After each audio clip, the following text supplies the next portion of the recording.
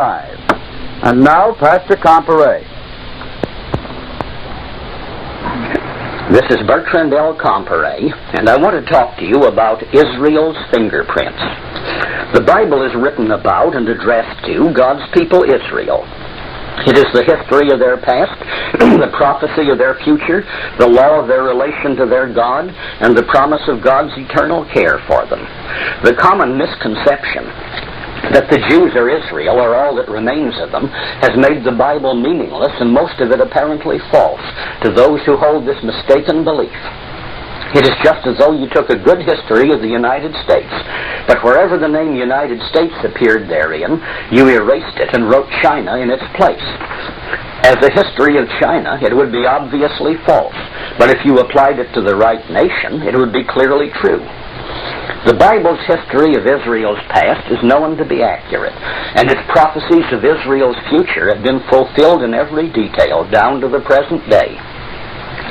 When the police have the fingerprints of a wanted man, they know that the man whose fingerprints match those they have is the man they seek.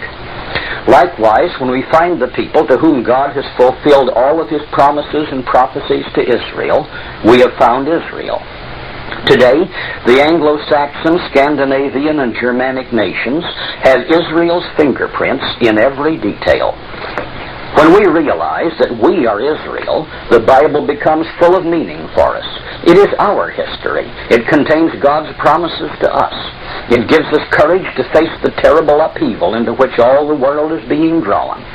If you will only read the Bible with an open mind, taking no man's word for it, but proving for yourself what the Bible says, then comparing that with what you know of present-day history, you will see that we are God's people Israel, and that, however terrible the trial ahead, we will be brought safely through it when we turn to God. First, let us briefly review the ancient history of Israel.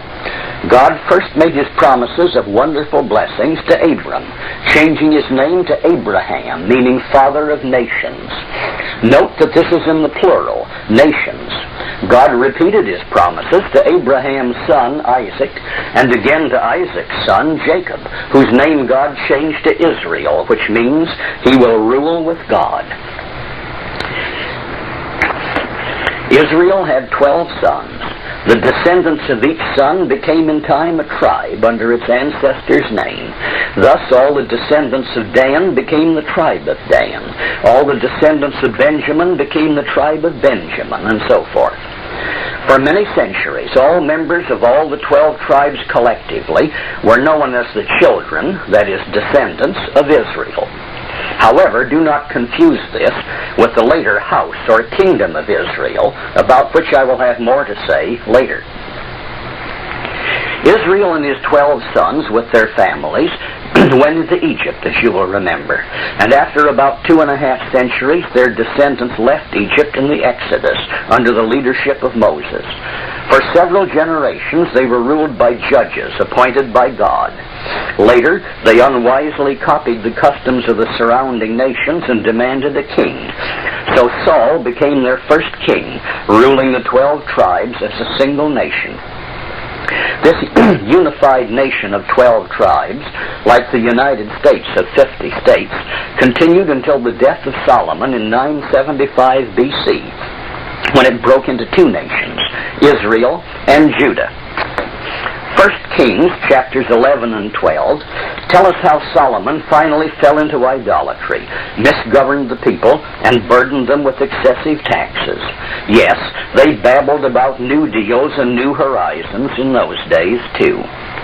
When his son Rehoboam succeeded Solomon as king in 975 BC, the weary people petitioned him to ease their burdens. But being vain and arrogant, and surrounded by a lot of bright young Jewish advisors, even as today, he threatened to make their load heavier.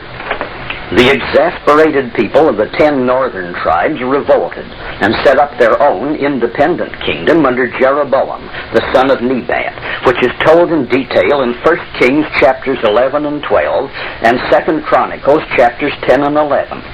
Rehoboam, the son of Solomon, had left in his kingdom only the 2 southern tribes, Judah and Benjamin, with most of the Levites, who were the priests.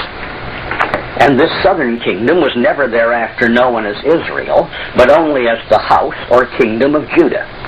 The northern 10-tribed kingdom was thereafter called the house or kingdom of Israel. Just as the southern kingdom, Judah, took its name from the tribe of Judah, which was the ruling tribe, so also the northern kingdom of Israel was sometimes called Ephraim in the prophecies, because the tribe of Ephraim was the most powerful tribe in it. The histories and destinies of the two kingdoms were thereafter separate. They engaged separately in foreign wars and treaties, and were sometimes at war with each other, as the books of Kings and Chronicles record. From the time of this separation, 975 BC, the Bible very carefully distinguishes between the southern 2-tribe nation of Judah and the northern 10-tribe nation of Israel. This distinction is kept clear both in the historical record of what is past and the prophetic record of what is to come. It would take me all day to cover them all, but for a few examples, see the following. The distinction is made, historically, in 2 Samuel 19, verses 40 to 43, 1 Kings 14, verses 19 to 21, chapter 15, verses 1 to 33, chapter 16, verse 8, 2 Kings, chapter 3, verses 1 to 9, 2 Chronicles, chapter 16, verse 1, chapter 5, verses 5 to 10, and many others. The distinction is kept clear in prophecies in Isaiah 7, verses 1 to 17, chapter 11, verses 12 and 13, Jeremiah 3, verses 6 to 18, chapter 5, verse 11, chapter 11, verses 10 to 17, chapter 13, verse 11, chapter 18, verses 1 to 6, chapter 19, verses 1 to 13, Ezekiel 37, verses 16 to 22, Daniel 9, verse 7, Hosea 1, verse 11, and chapter 4, verse 15, and chapter 5, verses 9 to 15, Amos 1, 1, Micah 1, 5, Zechariah 8, 13, and chapter 10, verses 6 to 8, and many others.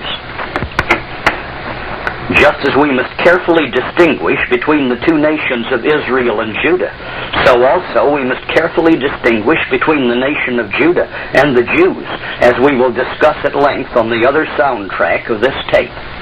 Later, both nations were carried into captivity, but separately, at different times, by different conquerors, and taken to different places.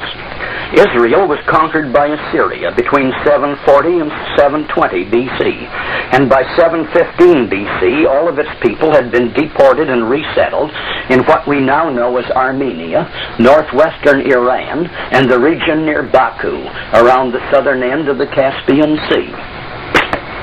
The Assyrians brought in other people and settled them in Samaria, the southern half of Israel's old Palestinian land, to which the people of Israel never returned.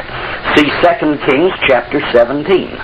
From this time onward, the historical parts of the Authorized or King James Version of the Bible do not record the further history of Israel, but in the Apocrypha, 2 Ezra 13, verses 39 to 46, records their further journey to Ar-Sereth, the valley of the river Sereth, a northern tributary of the Danube River in modern Romania, which still bears the name Sereth. At the conclusion of this deportation of Israel from its Palestinian home, the Assyrian king Sennacherib also invaded the southern kingdom of Judah and captured all the smaller cities in it, everything except Jerusalem. The people of these smaller cities were deported, along with the people of the northern kingdom of Israel. Sennacherib's own record of this invasion says that he deported 200,150 people from the southern kingdom of Judah. 2 Kings 18, verse 13, and Isaiah 36, verse 1, mention his capture of these cities. Thus, the Assyrian deportation of Israel included the entire population